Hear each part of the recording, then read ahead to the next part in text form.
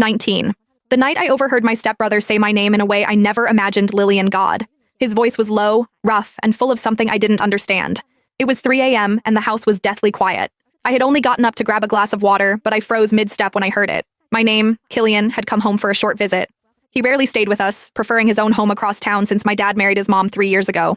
I'd only seen him twice. I remembered the first time I saw him like it was yesterday. He was tall, broad-shouldered, haired, and impossibly handsome.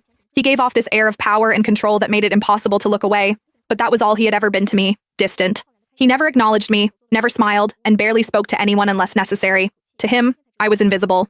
And yet last night I heard my name on his lips. I knew I should have turned around and gone back to bed, but something in his voice so raw, so desperate, made my feet move closer. The bathroom door was slightly ajar and the light spilled out in a soft glow. I peeked through the gap and saw what I saw took my breath away. There he was. Killian. He was standing in front of the sink, shirtless, his muscles tense.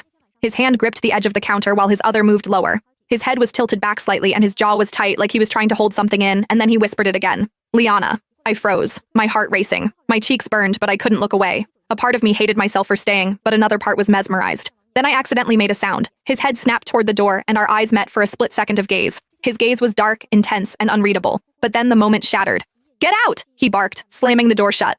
The sound startled me out of my daze, and I stumbled back, my heart pounding in my chest. I ran down the hallway back to the safety of my room and shut the door behind me. I collapsed onto my bed, my mind spinning, mortified. I should have been mortified. I should have felt ashamed, but instead, all I could think about was the way he said my name. The next morning, I tried to stay away from him. I stayed in my room, holding my breath every time I heard footsteps in the hall. I waited until our parents left before sneaking to the kitchen, but he was already there, waiting. He didn't say anything first. He just watched me, his piercing gaze making my skin prickle. Finally, he spoke. You were there last night, weren't you? His voice was low, almost a growl.